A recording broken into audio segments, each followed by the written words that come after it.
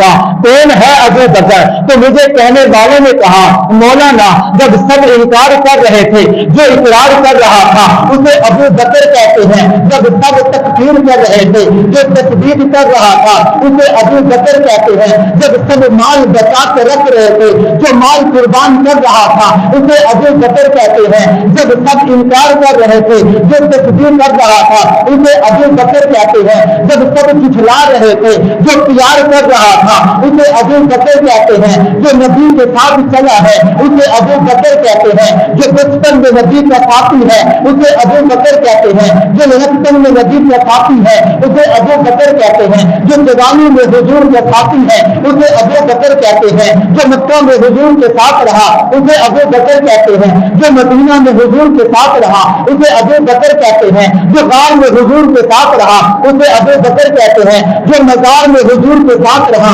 اسے ابو بکر کہتے ہیں، جس نے مال لٹایا اسے ابو بکر کہتے ہیں، جس نے اپنی بیٹی کو پیغمبر کے نکاح میں دیا ہے اسے ابو بکر کہتے ہیں، جو میدان محشر میں حضور کے ساتھ آئے گا اسے ابو بکر کہتے ہیں، باپا جس نے اسلام کے لیے اسلام کی خاطر دل برداشت کیے اسے ابو بکر کہتے ہیں، جس نے سب سے پہلے بغیر کسی توقع کے تردد کے شک کے پیغمبر کو سب سے پہلے اپنا نبی مانا اسے ابو بکر کہتے ہیں۔ پیغمبر معراج پہ جاتے ہیں، بلندیوں پہ جاتے ہیں، جبرائیل کے پورے جبرائیل بتا وہ بلندیوں پہ آیا، کون مانے گا کہ پیغمبر بلندیوں پہ دیا ہے، کون مانے گا، کون تسلیم کرے گا؟ جبرائیل بڑا لمبا سفر ہے، عروج کا سفر ہے، بلندیوں کا سفر ہے، کون مجھے مانے گا، کون میری تصدیق کرے گا؟ جبرائیل کہتے آقا پریشان ہونے کی ضرورت نہیں ہے، جو سب سے پہلے آ کے